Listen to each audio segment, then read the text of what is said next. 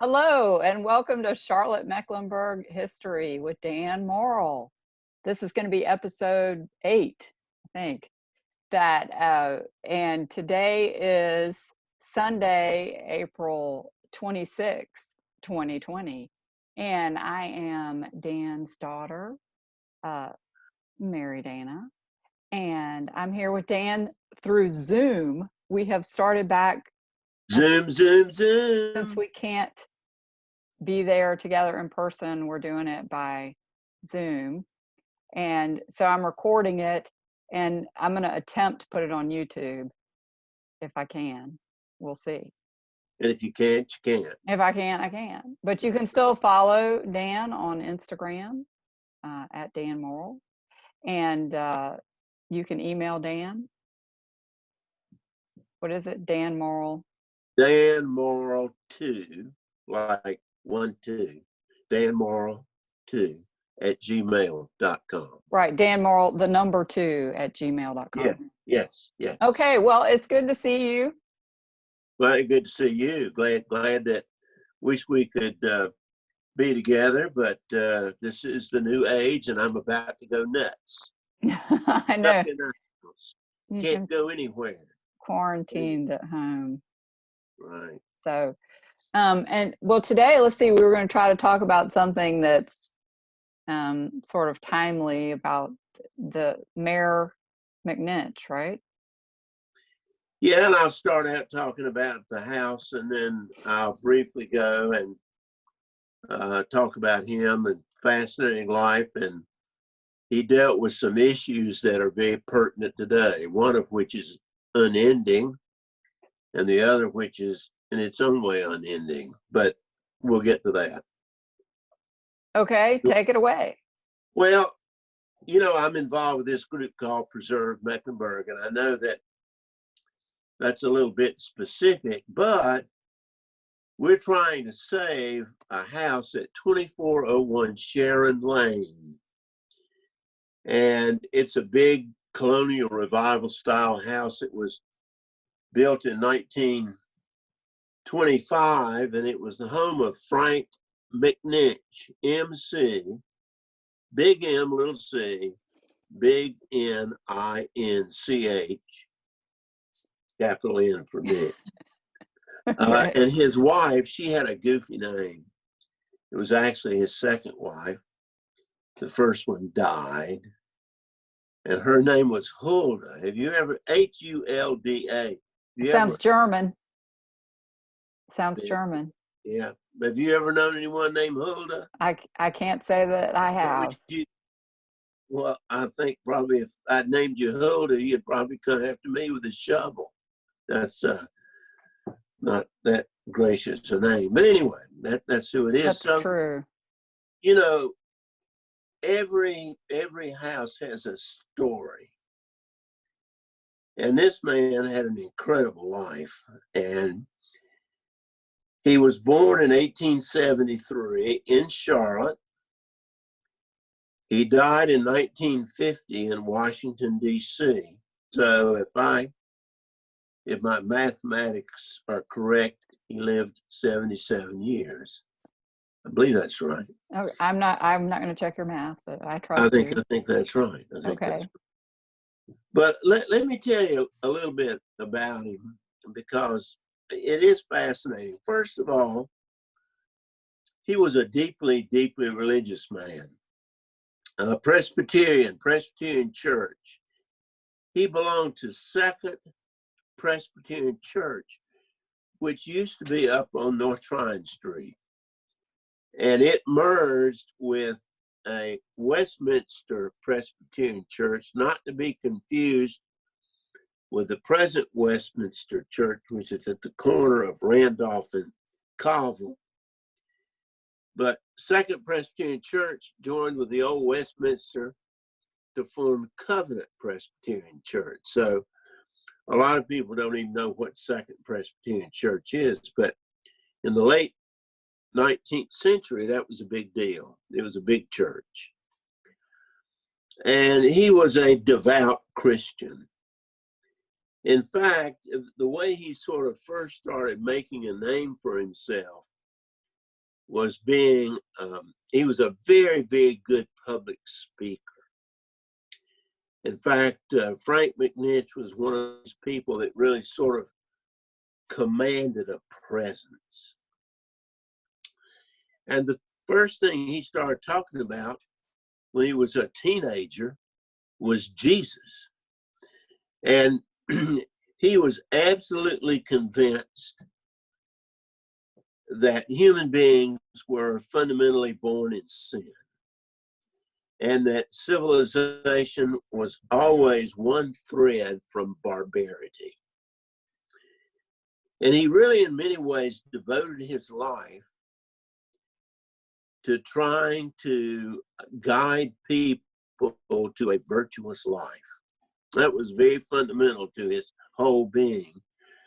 He also was someone who believed that you ought to reach out to the community. You know, so many people, Mary Dana, they live their own little separate little lives, you know, but he was somebody that always wanted to involve himself in trying to help his fellow man. And there were two issues that really sort of dominated his life in a practical sense.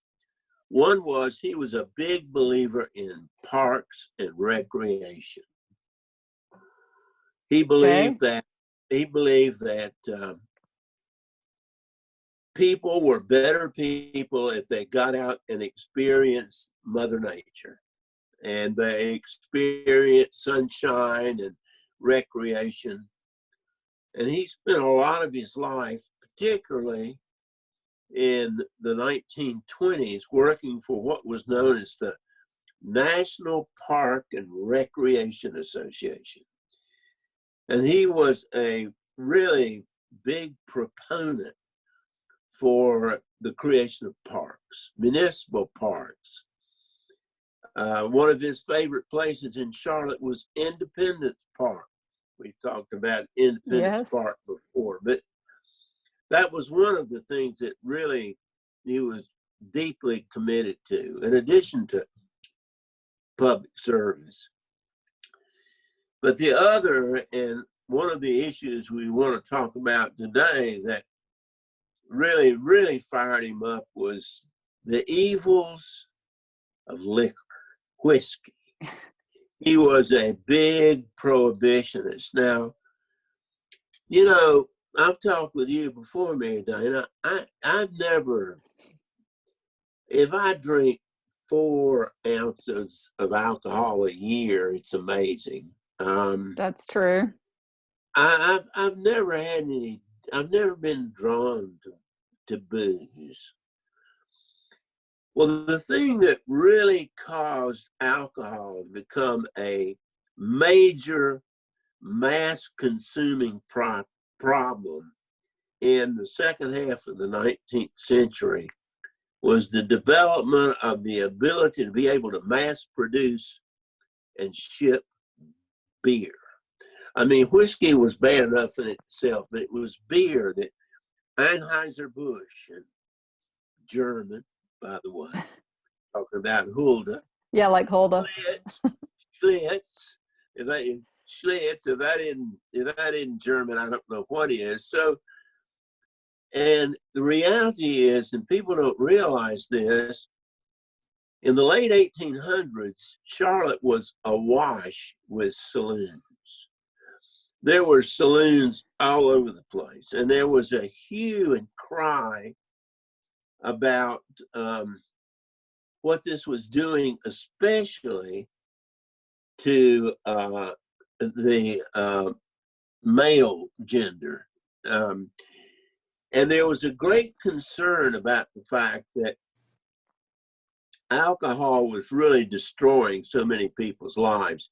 You know, Charlotte really was a city that began to transform itself because of the textile industry. And Frank McNinch was very much aware of that because being born in 1873, and most of these mills came to Charlotte in the 1880s and the 1890s, in the first decade of the 20th century. So he was aware of all these textile workers that came. And a lot of them, of course, were male, a lot of women in the mills too.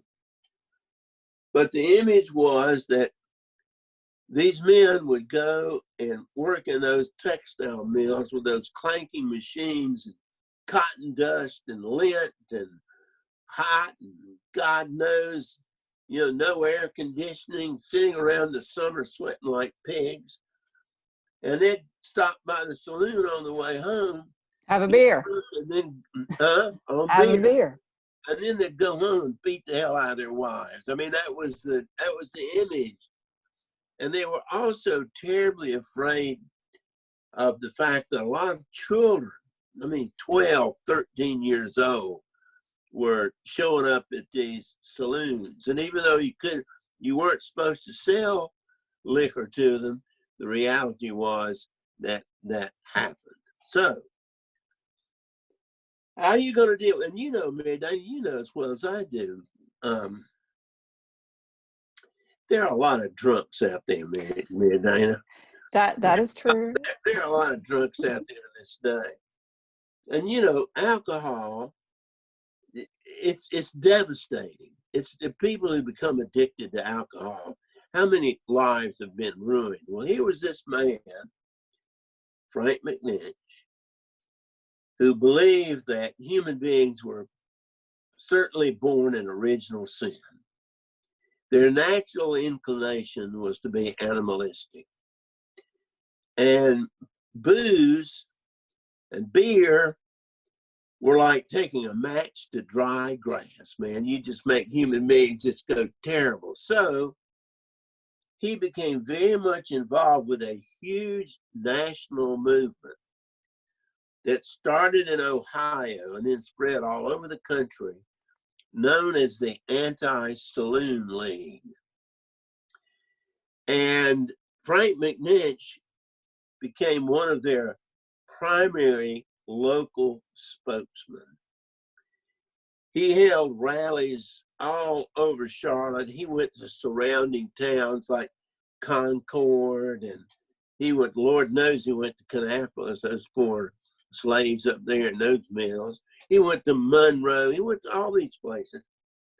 And he was proclaiming the need for prohibition to get rid of the booze.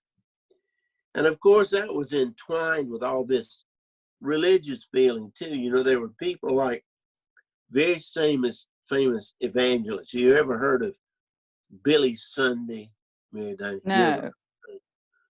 Well, Billy Sunday had a huge, charismatic, evangelical temple up in Norfolk, Virginia.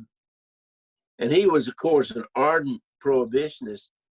And he would tell people that if we would outlaw booze, the making of booze and the distribution of booze in all forms, liquor, beer, wine, whatever, that we could turn the prisons into warehouses. We transformed. It was going to be the magic bullet that was going to lift mankind. Well, anyway, a lot of people don't realize this, but it was possible for individual cities to outlaw booze. And Charlotte was one of the first places in North Carolina to do that in 1904. Huh. I didn't know that. They closed down all the saloons in 1904. And North Carolina totally outlawed liquor in 1908. But that wasn't enough for the prohibitionists. They wanted it to be outlawed in all the United States, all the states, all the territories. I don't care whether you went to Guam, Hawaii, Alaska, Kansas, or Texas. No booze. Now, and Frank McNinch worked tirelessly for this. Okay. Well, let me ask you a question. What do you think about the motivations of these people, Mary Dana? What do you think? What do you think about people who were prohibitionists? I think they were fighting a losing battle.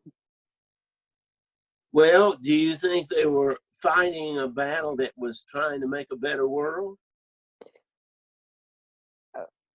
Well, I mean, yeah, I mean, I think that they had lofty goals, Yep. but I don't know if I don't think their methods were realistic. Well, let me tell you, in 1919, the prohibitionists thought they had totally won the day because the 18th Amendment to the United States Constitution was ratified to go into effect on January 1st, 1920, and it prohibited the legal sale and distribution of alcohol in any form throughout all the United States. And this, of course, was to them a moment of deliverance. And let me tell you a couple of factors that led to that. You'd be interested in this, Mary Diana. Okay. First of all, women got the vote. You know about the suffragettes? Yes, I'm familiar with that. Do you think it's a good idea that women vote? Yes, I do. Do you think it's a good idea? Well, a lot of those women had been beaten up by those drunks that came home from those textile mills. And how do you think they'd vote on the issue of booze? Get rid of it. Also, who were we fighting in World War I? The Germans. And what did the Germans make? Beer. Yeah! Exactly. The third factor was the female vote was overwhelmingly for prohibition. Mm-hmm. And the suffragettes not only proclaimed the need for women being able to vote, which, by the way, was the 19th Amendment to the United States Constitution. Right. They also were, I mean, they absolutely were championing prohibition. So it was zipped out. Now, let me finish the story about, and Frank McNinch was, of course, overjoyed because he wanted to make people virtuous. Well, you made a comment a little bit earlier, Mary. Now, you think they're fighting a losing battle. Why do you think they're fighting a losing battle? Because alcohol has been around for thousands of years, as part of human culture. Why do you think human beings need alcohol, Mary Dana? Why they need to drink? Why do they like alcohol? Yeah. Why they get on that booze wagon? Because it's a social lubricant. Well, you'll agree it causes a tremendous amount of agony, right? Sure.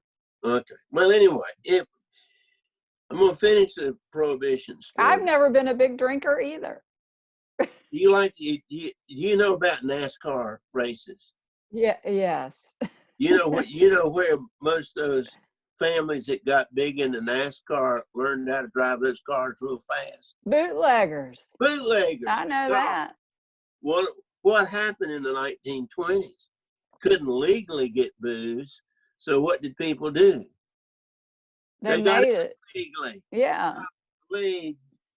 People up in Western North Carolina, man, I tell you, the courts here in Charlotte, federal courts in Charlotte, were filled up with people who were making booze because they could sell it and make money, make a lot more money off that than growing tobacco or growing some crop of whatever. So anyway, well, in 1928, I'm going to finish the story about the booze thing here. Okay. In 1928, do you know who the presidential candidate was in 1928? The Republican who won. You know who it was? His last name started with an H. Hoover? Yes. Herbert Hoover. Now, the man who ran against him was the governor of New York. I don't know that one. His name was Al Smith. Okay. Well, he was an anti-prohibitionist. he was what was known as a wet. Not only that, he was a Roman Catholic, which back in those days was more controversial than it is today. Well, Frank McNinch, who do you think? He was a Democrat. Lord knows he was a Democrat. But who do you think he favored in the 1928 election? He favored Herbert Hoover. He became what was known. He favored Herbert Hoover because Hoover was a supporter of the continuation of prohibition. Oh, yeah, okay. Well, have you ever heard the song "Happy Days Are Here Again"? Yes. Happy days are here again. Well, that Franklin Roosevelt got elected, beat Hoover in 1932, and one of the first things that was done was to pass, I think it was the 20, I can't remember which one it was. They undid prohibition. Right. Yeah, it didn't last so long. Back up, but anyway. So that's Frank McNinch's involvement with prohibition. So I thought you'd be interested. Okay. As we're sitting here, I'll tell you, now here's another issue. I told you about the issue of being interested in parks, but I'm not going to spend a lot of time on that because we're probably running out of time. I know you've already been talking 20 minutes. Well, I got to finish this one. All right. I got to finish this one. You want me to go on? That's fine. Yeah, go ahead. Okay, I'm going to go on. Well, we got something now that's going around called the coronavirus, right? Yes. We're talking about infectious diseases, right? Communicable infectious diseases. We have what's called a pandemic, right? Yes. Frank McNinch was elected mayor of Charlotte in May of 1917. And he served as mayor until October of 1920, when he resigned to go take a job with that National Park and Recreation Association that I talked about before. Right. Well, one of the things that the United States entered the First World War in April of 1917, the month before Frank McNinch became mayor. And Frank McNinch became one of the leaders in getting a huge U.S. Army training camp, boot camp, established in Charlotte in 1917. And it was called Camp Green. There's still a Camp Green Street. There's a monument out there off Wilson Boulevard. Oh. There's a road over there called Remount Road, because that's where they remounted their horses. Well, anyway, and it was a huge camp.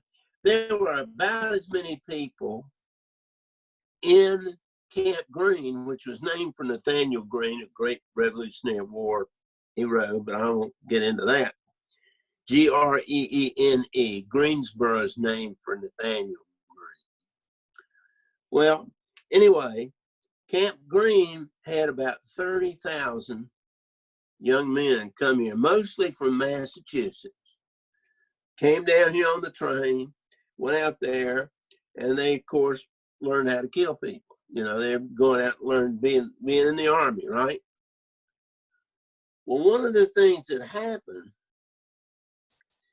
you bring a whole bunch of human beings from one part of the country to another part of the country. And one of the things that happened was, guess what? Infectious diseases. Right. Now, there were two things that happened in 1918, because the camp was established in 1917. And these events happened in 1918. I got mixed up before. In February of 1918, spinal meningitis broke out. And you know what Frank McNinch did? He put people into quarantine. Guess what he did? He made people stay home. Guess what he did? He closed all the restaurants. One of the big restaurants in town in those days was called Brown's. Brown's Restaurant. In other words, he shut Charlotte down. Nobody could go outside their home unless they were going on some sort of official business. He did the same thing with Camp Green. Well, guess what the business people thought about closing the businesses down? They were not happy. Oh God, they hated it. So they immediately put political pressure on him to end the quarantine. The quarantine lasted about 6 weeks. And they went out and fumigated. They went out with big hoses and fumigated buildings and got all the rest. So then, in October of 1918, the first week of October 1918, that's my telephone ringing, don't worry about it. In the first week of October 1918, the so-called Spanish flu. Now, by the way, we don't think the Spanish flu came from Spain. We think it started in Kansas, and it involved a human being, a pig, and a chicken. But it was one of these. It was one of these infectious diseases that moved from animals to human beings. Like the coronavirus. Yes, sound familiar? Yes, yes. Well, Frank McNinch had to quarantine the city again, shut it down. In fact, there was recently an article in the Charlotte Observer about this, accusing McNinch of the fact that he didn't really leave it long enough. Well, he was put under tremendous political pressure, and there were literally hundreds of people who died in Charlotte and at Camp Green during the Spanish influenza epidemic, which really lasted from the fall of 1918 until the spring of 1919. And it was really a very, very big thing. They would take the corpses of these soldiers, most of them from Massachusetts, and stack them up at the railroad station for the trains to come and take these bodies on them. It was really horrific. So now, one final thing. Have you got time for one? Yeah, well, of course. The most violent incident of civil unrest that ever occurred in Charlotte's history occurred during Mayor McNinch's time as mayor of Charlotte. 4 people were killed, shot by the police. 14 people were seriously wounded. There's one letter I saw of one woman who lived on South Boulevard that some poor soul came up on her front porch and bled to death. Oh gosh. So I mean, it was really bad. And this was the great streetcar strike. What's now Duke Energy? Duke Energy.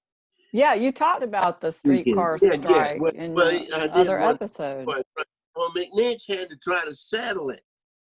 He tried to settle it and calm it down. It didn't calm down. The Duke Energy fired all the motormen and conductors, hired a bunch of new people. There was a big riot down at the car barn. And well, anyway, it was really, really a bad incident. So, you know, we've often said there's really not that much new under the sun. People just don't know about it. It's just forgotten. People talk about infectious diseases.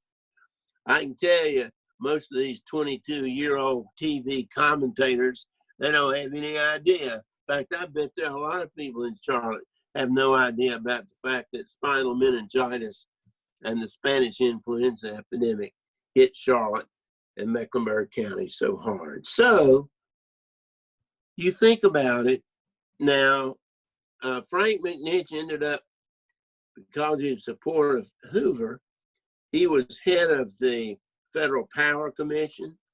He was head of the Federal Communications Commission. He's the only Charlotte resident that has ever appeared on the cover of Time magazine. Wow. So Frank McNinch was a big, big, big deal. And he was really broadly respected. So when Preserve Mecklenburg is trying to save that house out there, it's more than just the house. It's the story of Frank McNinch and his contributions. And the next time we get together, I'm going to talk about, did you ever go to the land of Oz? Yes, I did. Well, I'm going to talk about the man who designed the land of Oz. He was Okay. his name was Jack Pentis, and we'll talk about him next time. And what was the address of the house again, Frank McNinch? 2401 Sharon Lane. Okay, so drive by there sometime and check out his house. Well, you know, I thought about sharing some of this stuff on the screen, but you know, Well, but yeah, we'll have to get more advanced to do that. I'll yeah, have to work on that. yeah. So, But I certainly enjoyed. I hope everybody enjoyed it. I yes, hope it thank you worked. for being here. Okay, goodbye, everyone. Bye bye. Have a good day.